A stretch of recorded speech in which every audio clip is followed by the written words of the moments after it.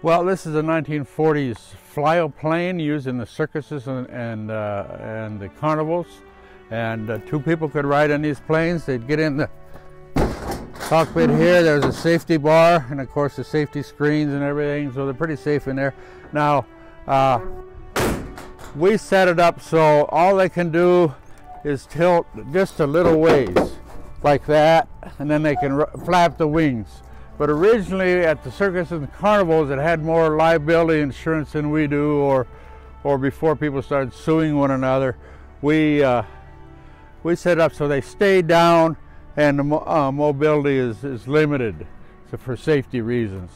This was built in pre-war. We think it's around 1940. It was the 20th one built by serial number, built in Albany, Oregon, or rather Salem, Oregon. They're close by, and built by Irely. As a youth, he lived in Judith Gap, Montana for a while, and he built his own airplane. Then he moved out to Oregon and started building training things for the Air Force, Army Air Corps at that time. And after the war, people said, "Oh, gee, you know, these would make good rides." So he started making them for the carnival and the circus rides. We think, we've been told that this is only probably the third one still working. While we don't lift the arms way up and have them where they can roll over, it still turns, as you saw. We power this. Originally it would have been powered with a huge electric motor, but we power this with an antique stationary engine and a gas engine. We got tired of hand cranking it on the flywheels. Sometimes it'll start on the flywheels, but we developed an electronic starter for it. We have to have a small battery to run the point system and the firing mechanism to keep the engine running. There's a little oil dripper here to oil the piston and the rod. So we set it so it'll drip about 3 drips a minute. That's enough oil for it. And so they're a fun engine, pretty noisy. So some of the little kids might be scared of the noise, but they still have family fun in the flyoplanes. You know, a lot of the adults like it because as children, they remember riding in them, you know, at the circus and carnivals. I answered an ad for a man wanting to sell an antique dump wagon, a horse-drawn dump wagon, and about 50 miles south of here.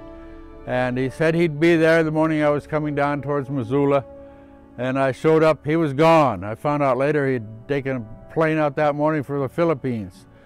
But I looked at the wagon, that didn't impress me so much.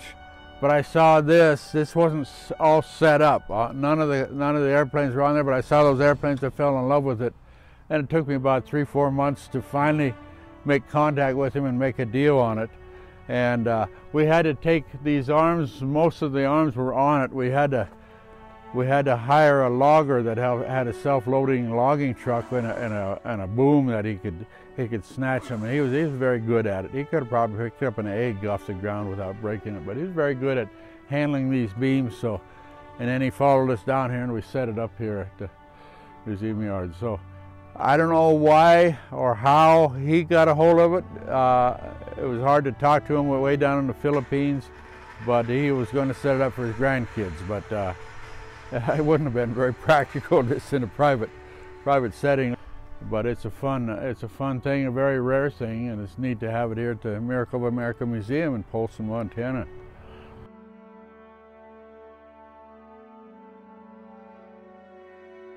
Thanks for watching. Please like and subscribe to the Miracle of America Museum.